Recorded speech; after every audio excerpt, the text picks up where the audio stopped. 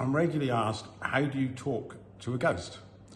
I'm always removing ghosts from houses, and in many cases spirits that have attached themselves to people. That isn't going to suddenly happen to you. You have to put yourself in the right situation or the wrong situation for that to take place. But how do you talk to a ghost? The best way of explaining what is taking place with all of us, once we leave the physical body and you move on to the next world, you don't have a set of lungs. It is all mind. And it's the same when a medium is doing clairvoyance. You are picking thoughts up with your mind. And in the next world, that's how you are talking to each other.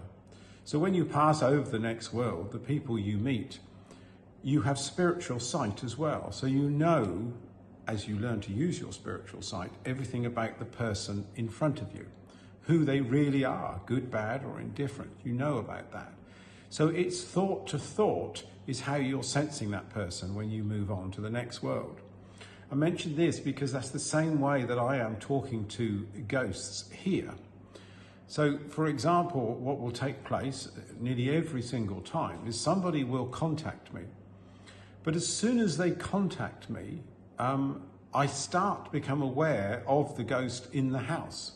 And the ghost in the house, which is simply someone like you and me who have passed on, but has free will, like all of us, and they've chosen not to move on. Most of them are confused souls.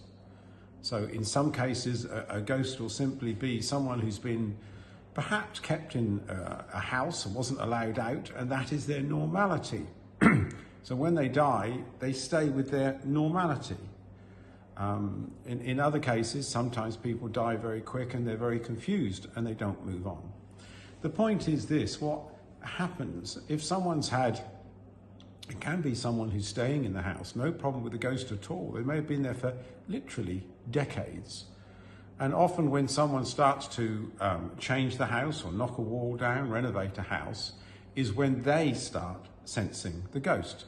Because often the ghost isn't happy that something's happened to the house they've been in for decades.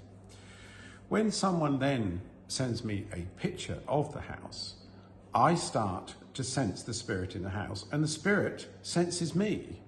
You'll understand with this isn't physical sensing, this is spiritual sensing. Distance doesn't make any difference. It can be Australia, it can be anywhere.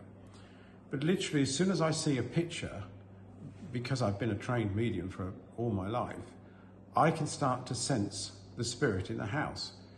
But at the same time, they sense me, and that can be quite a shock for them.